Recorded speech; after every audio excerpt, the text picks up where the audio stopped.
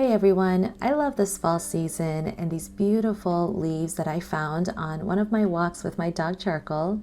And I had an idea because I've had this watercolor ground for quite some time, but I haven't really used it. So I decided to pick up some leaves, let them dry, and then apply this watercolor ground and then paint over them with watercolors. Here I am applying the watercolor ground just straight onto the leaf. If you're going to be applying watercolor ground on absorbent surfaces, then you don't really need to do any kind of prep. If you're going to be using them on non-absorbent surfaces like metal, plastic, or glass, you might want to lightly sand it before you apply the watercolor ground. Always make sure the surface is clean and dry. After you apply the watercolor ground, you want to let it dry and cure for at least 24 hours. This particular watercolor ground is from the brand Daniel Smith, and you can get all of my supplies from Jerry's Artorama. They have different colored watercolor grounds, and I'm using the titanium white. You can also use this watercolor ground to cover up any mistakes. So just a good tip to know. This is actually my first time ever using watercolor ground, so I didn't really know what I was doing, but I just figured, hey, let's just cover the entire piece, and then if I need another layer for a more opaque look, then I'll go for it. But I went for like semi-opaque, and I kind of like seeing the texture of the leaf showing through.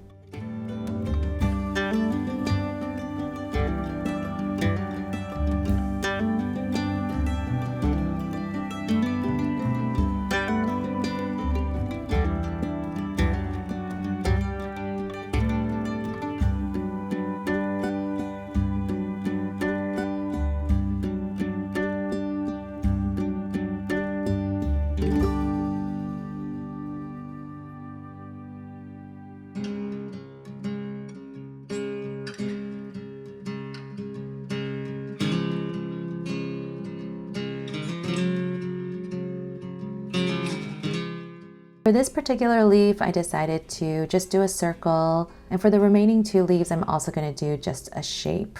The beauty of the watercolor ground is that it creates a surface where you can apply watercolor. So it has an absorbent ingredient so that when you apply watercolors, it will be able to get absorbed into the ground. So I'm really excited to paint on these later once they're completely dry.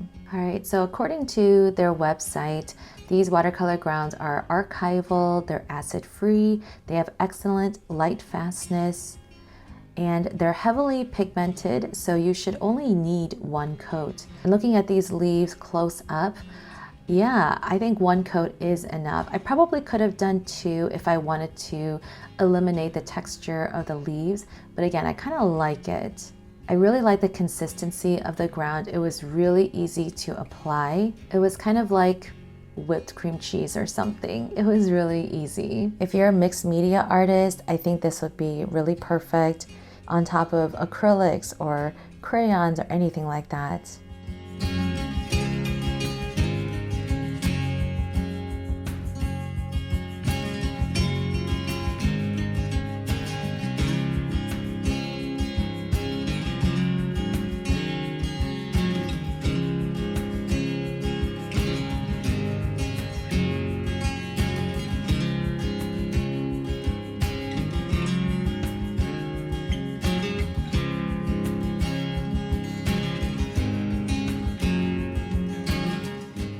All right, so I'm gonna let these dry completely for 24 hours, and then I'll come back and I'll paint some little illustrations on them.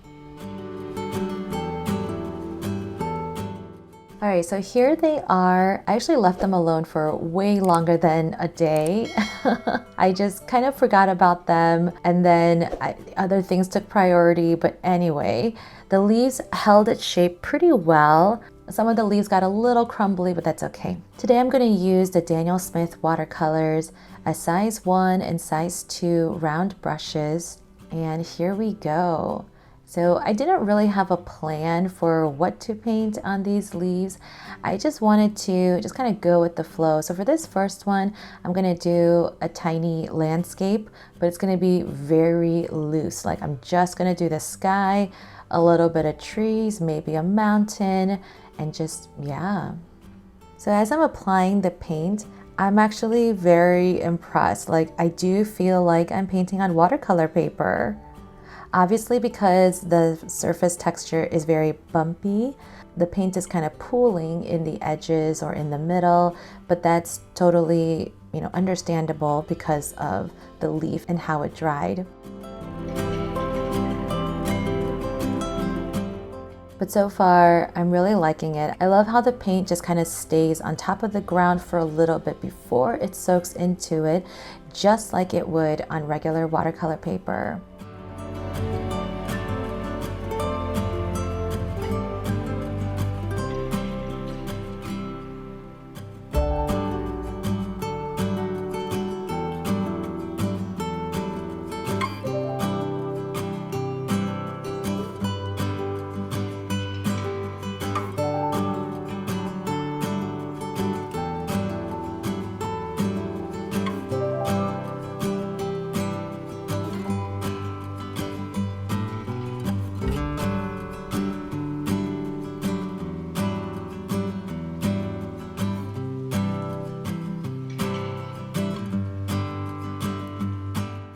Because the watercolor ground is so opaque, my colors are really just popping. Like, it just makes my paints look even more luminous than they normally are. I'm very, very impressed, and I'm really loving this, and this might become a new obsession. Ah!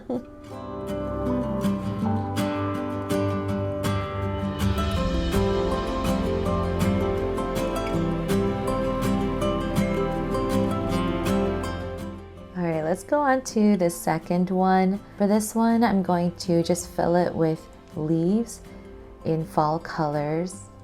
I'm using my round size 2 brush. And this just kind of reminds me of the Valentine hearts that I've painted before, where I fill a heart shape with leaves, with flowers, etc.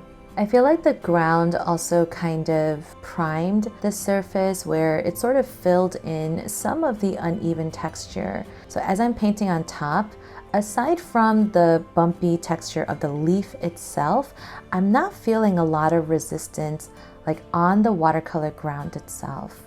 So I'm really happy with just how easy it feels to paint on this.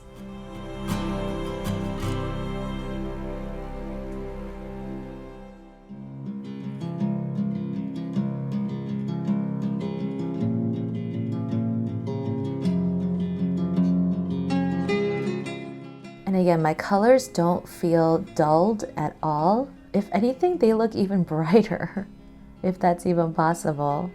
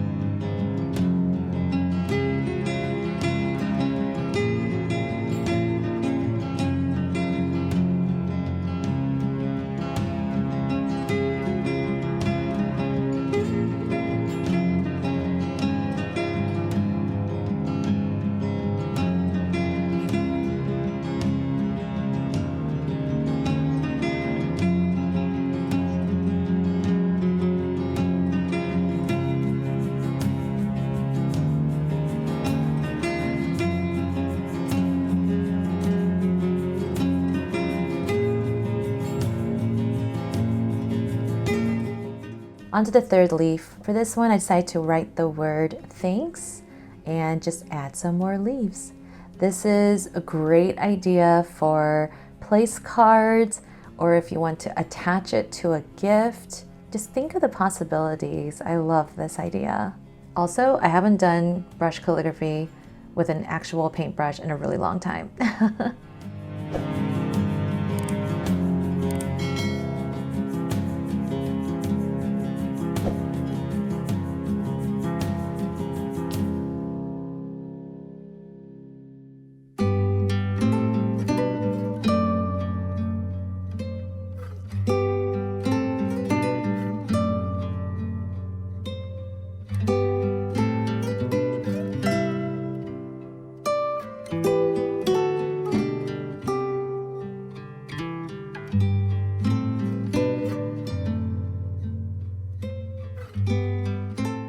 Here we go with the fourth leaf. For this one, there's actually a tiny little hole in the leaf. I don't know if you guys can see that.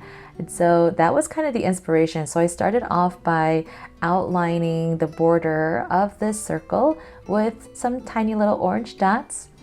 And then I just decided to just kind of keep on going with that theme and just creating more borders. And in the middle, I'm just gonna paint a small leaf set.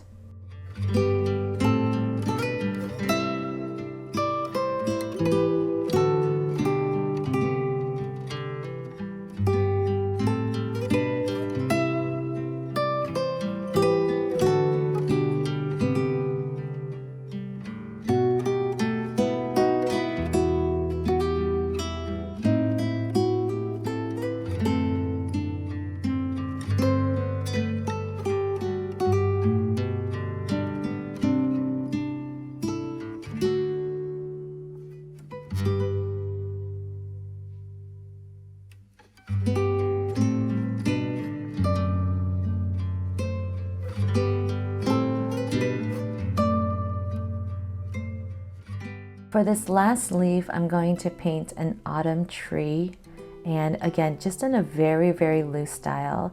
So I'm using my round size 2 brush, just kind of lightly dabbing that orange and red-orange color and leaving a lot of that white space in the middle so that I can paint the tree trunk and branches. There's a slight fold in the middle of the leaf. I don't know if you guys can see that. So that was kind of proving a challenge. And because it was so small, I had to make sure that my paint was not too wet and runny.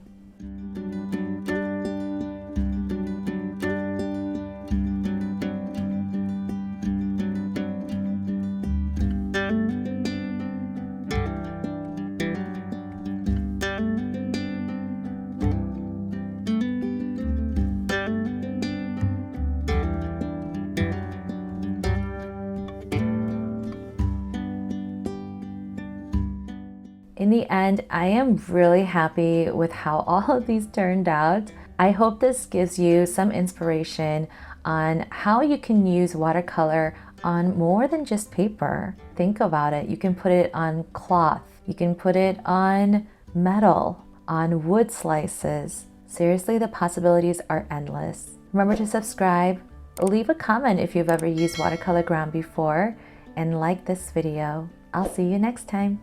Bye.